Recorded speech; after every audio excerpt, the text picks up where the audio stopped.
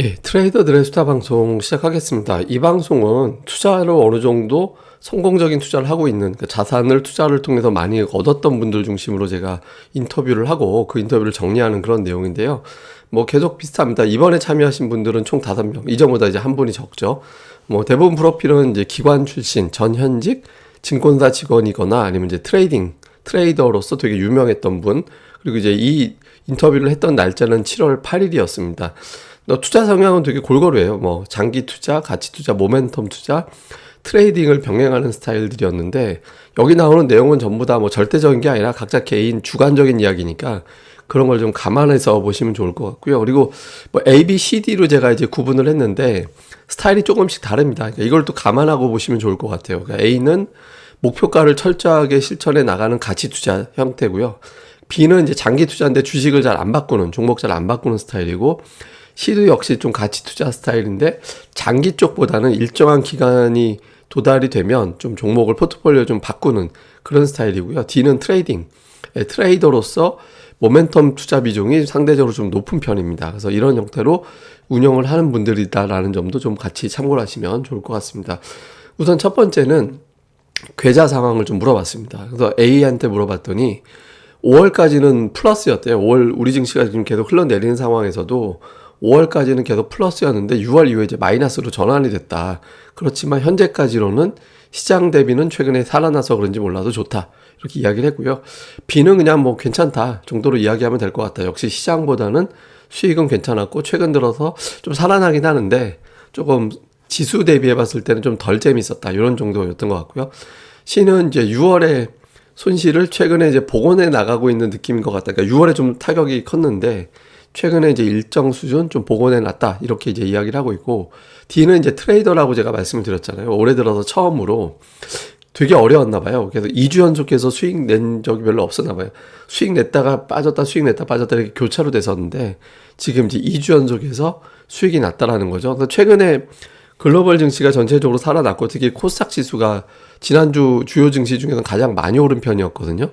그래서 이제 7월 전체로 본다라면 아직 뭐 완전히 좋다 이렇게 보기는 어렵지만 지난주부터 시장이 지수가 상당히 좀 괜찮았기 때문에 여기 참여하신 분들도 조금씩 이렇게 좀 회복해 나가고 있는 그런 이제 상황이었던 것 같습니다. 그 다음에 이제 최근에 주식시장을 움직임을 보여주고 있을 때 가장 큰 변수가 뭐냐라고도 제가 좀 물어봤는데 이제 우선 이제 만기 앞두고 기술적 반등이었던 것 같다. 이제 시장을 움직인 힘이 낙폭이 워낙 컸기 때문에 한 번 정도는 반등할 만했다 이런 주장을 했고요. 그러니까 두 번째 B부는 재료가 좀 섞여 있었다라는 거죠. 그러니까 낙폭과대에 그동안에 어떤 걱정 요인들이 좀 많았었는데 그런 걱정 요인이 주춤해지고 낙폭 과대다라는 거를 투자들이 인식을 해서 좀 반등이 나왔다라고 보는 거고, C는 많이 빠지면 어차피 한 번은 올라가지 않냐. 그러니까 지금 이제 그렇게 많이 올라왔던 것 같은데 특히 이제 최근에 낙폭이 많이 빠진 상태에서 신용이 많이 바뀌었기 때문에 수급이 조금 달라졌다. 그래서 신용이 감소한 부분들을 조금 더 강조를 하는 그런 편이었고요. D는 이제 역시 낙폭과대 반등. 근데 이제 거래 대금이 많지 않기 때문에 적극적인 매수세가 없어서 좀 후련하게 V자로 올라가거나 뭐 추세가 바뀌었다 이런 건 아닙니다. 그러니까 전체적으로 보면 많이 빠진 상태에서 수급이 살짝 바뀌어서 올라온 정도, 조금 뭐 이렇게 큰 이슈가 있어서 올라온 건 아니다 이렇게 본 것 같습니다. 이게 실제로 보면 최근에 이제 국제유가도 그렇고 밀 가격도 그렇고 인플레이션 요인들이 막 엄청나게 올라갔다가 이게 좀 주춤했잖아요. 근데 이게 이제 확실하게 빠졌다, 이제 하락으로 완전히 접어들었다 이런 느낌은 아니기 때문에 증시가 반등하긴 했지만 확정적이다 이렇게 이제 판단하기에는 조금 조심스러워하는 것 같습니다. 그 다음에 이제 7월 초 증시 전체적인 어떤 흐름을 한번 좀 어떻게 정해 볼 수 있을까 이런 걸 물어봤거든요. 근데 A는 기술적 반등 이상이라고 얘기하기는 어렵다. 왜냐하면 부담스러운 일정이 앞으로 계속 남아있기 때문에 뭐 통화정책 회의라든가 물가지표 발표라든가 이런 것들이 있어서 이제 뭐 기술적 반등 이상 지금 돌아섰다 이렇게 보기는 어렵다라고 얘기를 했고, B는 뭐 역시 모르겠다. 뭐 기술적 반등 같긴 한데 그렇다고 해서 지금 크게 빠질 것 같지는 않아서 현재로서는 그냥 반등해 놓고 좀 눈치 보지 않을까 뭐 이런 식으로 좀 생각을 하는 것 같고요.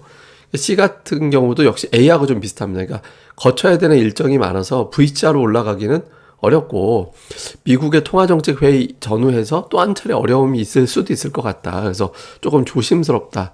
그러니까 이렇게 이제 이야기를 했고, D는 투자자들이 너무 의심이 많다라는 거예요.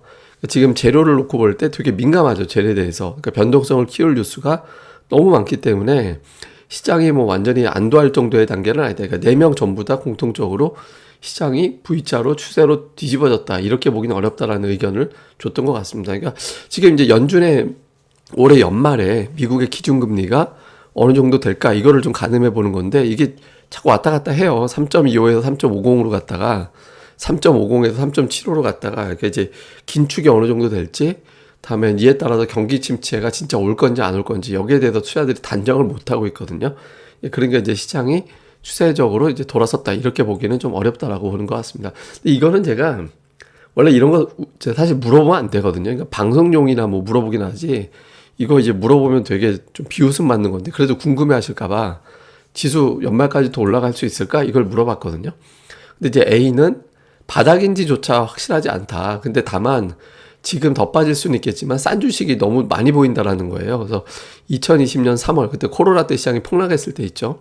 그때 이후에 가장 좋은 기회 같긴 한데 지금이 정확하게 저점이다라고는 못하겠다. 근데 길게 보면 되게 기회였던 구간이라고 보여질 것 같다. 이런 이야기를 했고요. 그러니까 B는 잘 모르겠는데 그 이후로는 예상 밖의 상황이 너무 많이 생겨서 앞으로도 뭔 일이 벌어질지는 도저히 모르겠다. 이건 뭐 예측권 밖의 문제라고 이야기를 하고 C 같은 경우는 지수 자체는 예상하기가 어려운데 다만 설령 향후에 시장이 하락한다 하더라도 6월에 빠진 것만큼이 최대치가 될 것 같고 최대치라는 거는 그만큼 빠지기도 쉽지 않을 거다라는 거죠. 그래서 좀 뭐 하락하긴 하겠지만 뭐 이렇게 어마어마하게 무섭게 빠지는 장은 아닐 것 같다 이렇게 이야기를 했고 D도 역시 이제 예측 불가. 돌이켜 보면은 시장에 대해서 예상했을 때 맞는 경우도 없는 것 같고 그래서 지수 예측 자체가 별로 부질 없는 것 같다. 그러니까 이런 어떤 의견을 줬습니다. 그러면서 이제 지금 뭔가 좀 걸리는 게 있으니까 저렇게 얘기를 했을 거잖아요. 그래서 가장 거슬리는 재료가 뭐냐라고 물어봤더니 A는 여전히 이제 신용 잔고가 높다라고 이야기를 했는데 사실상 유동성 잔치가 끝난 게 언젠데 아직도 신용이 저렇게 높냐. 지금 이자가 계속 올라가고 있는 상황에서 저 신용이 지금도 줄어들긴 했지만 확실하게 더 떨어졌으면 좋겠다. 이런 어떤 이야기를 했고요. 그러니까 B는 뭐 거슬리는 재료는 없다는 거예요. 그래서 나올 재료는 이미 다 나왔고 그 재료에 대해서 강약 조절되고 있는 게 아닐까? 아니면 또 뭐 어떤 상황이 벌어지는 건가? 하여튼 잘 모르겠다. 없다. 뭐 이런 쪽의 이야기를 좀 많이 했고 C는 시장에 수급이 정돈되지 않았다는 겁니다. 역시 신용 이야기 했는데 신용은 여전히 높고 예탁금은 확실하게 뭐 딱딱 들어오고 있는 단계가 아니기 때문에 시장 수급상 시원스럽게 밀고 올라가기가 현실적으로는 어렵지 않을까? 그러니까 이렇게 이야기를 했고요.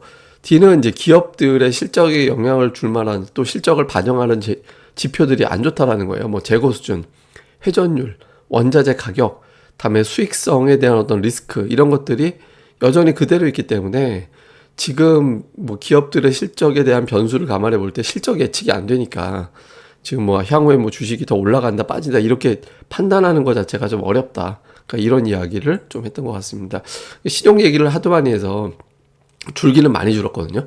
그러니까 고점 대비 한 5조 원 정도 줄긴 했는데 절대적인 수치가 아직도 17조 5천억이나 되잖아요. 그래서 아직까지는 이제 좀 많이 줄어서 반등은 나오긴 했지만 깔끔하게 정리됐다라고 보기는 좀 어렵다. 이렇게 생각을 하는 것 같습니다. 그 다음에 이제 최근에 움직임이 좀 특이하지 않나요? 라고 제가 이제 물어본 그런 업종이 있냐라고 이제 물어봤더니 A는 반도체.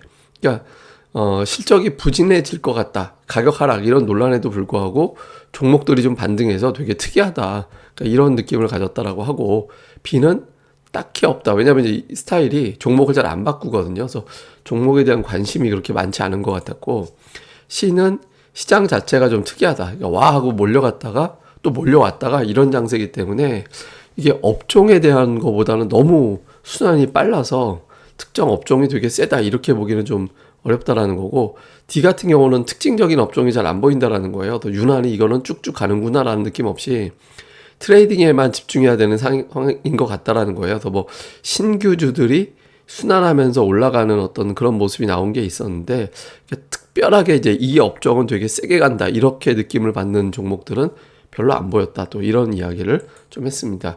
실제로 이게 뭐 반도체 얘기를 해서 이제 뭐 제가 좀 표로 만든 걸로 다시 보여드리면 삼성전자가 이제 하락했던 역대 하락이거든요. 가장 많이 빠졌던 거는 70%까지 빠진 적이 있어요. 근데 이건 뭐 1995년대고 2000년대 이후에는 삼성전자가 IT 버블 때 64%, 금융위기 때 46% 사이클 빠졌는데 이번이 42%나 빠졌어요. 되게 많이 빠졌고 기간으로는 역대 최장 기간이었거든요. 그래서 이게 이제 이쯤 되면 좀 마무리가 돼야 되지 않나? 반도체 흐름은 좀 주목을 해봐야 될 것 같습니다. 다 마지막으로는 이제 투자자들에게 메시지. 예, 뭐 주식시장은 경기 선행 지표다.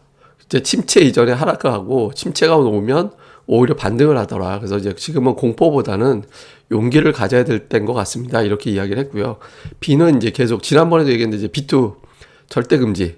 예, 그리고 이제 현금 보유하신 분들은 욕심을 내볼 만한 상황이고, 그리고 이제 버텨냈던 분들은 좀 힘 좀 내셨으면 좋겠다. 그러니까 A하고 B는 공통적으로 조금 바닥인지는 모르겠지만 이제 장기 투자자라고 말씀드렸잖아요. 그래서 현금 보유한 경우에 좀 욕심을 좀 내야 되지 않나? 그러니까 이렇게 좀 공통적으로 얘기를 했고요. C는 개인 투자자들의 역사는 반복되더라. 그러니까 30년 전이나 지금이나 결국에는 되게 세련된 투자를 하고 있다라고 생각하지만 결과적으로는 되게 비슷했다. 그래서 성공을 위해서 자기만의 어떤 노력을 해서 노하우, 실력을 좀 키워야 됐다. 이럴 때 실력 키워야 된다. 이런 어떤 이야기를 했고요. D는 이제 그 경험이 많다면 그 많은 정보, 돈을 버는 정보를 나에게 누군가 줄 수는 없다. 그러니까 경험만큼 자기한테 큰 돈을 주는 정보는 없다라는 거예요. 그래서 뭐 이제 제리 리버모어라는 사람이 이제 그런 어떤 취지의 발언을 했다라고 이야기를 하면서 이제 지금 이것도 하나의 어떤 소중한 경험이니까 이제 기억해뒀다가 이제 나중에 잘 써먹고, 그리고 종목들에 대해서도 하나하나마다 다 경험이라고 생각을 하고 분명하게 종목이 움직일 때 기억을 해둬라. 지금 이럴 때 뭐 이런 이야기를 전체적으로 했습니다. 자, 근데 이제 마지막으로 제가 이야기 안 한 분 있잖아요. 이님. 이분은 이제 지난번에 5월에 시장이 되게 안 좋다라고 이야기를 했었고 23일에는 기술적 반등이 나올 것 같다라고 이야기를 했었잖아요. 그래서 그때 이제 이야기를 했었는데 최근에 저랑 이제 따로 뭐 이렇게 뭐 큰 토크를 했다라기보다는 제가 이제 하나의 컨텐츠, 그러니까 뭐 땡땡 동창회라는 컨텐츠를 만들어서 한번 이제 대화를 한 적이 있었는데 그때 이제 이런 이야기를 하시더라고요. 이거 6월 28일. 그러니까 다른 분들보다 한 1, 2주 정도 전에 이야기한 겁니다. 그때 버전으로 설명드리면 신용 감소 구간에서 기술적 반등은 나오고 과거 보면 하락 국면에서 상승 전환했다 이렇게 착각할 정도의 어떤 큰 반등이 반복적으로 나오긴 했다.